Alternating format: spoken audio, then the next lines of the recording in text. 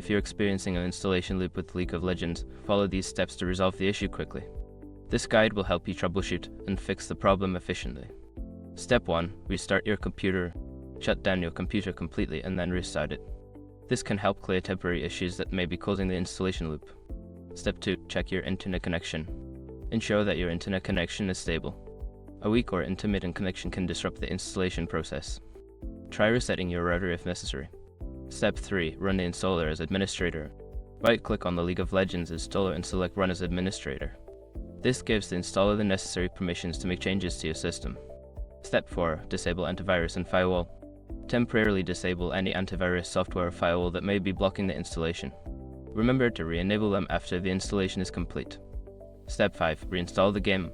If the previous steps do not work, uninstall League of Legends completely and then download the latest version from the official website. This ensures you have a clean installation. By following these steps, you should be able to resolve the installation loop issue. If problems persist, consider reaching out to League of Legends support for further assistance.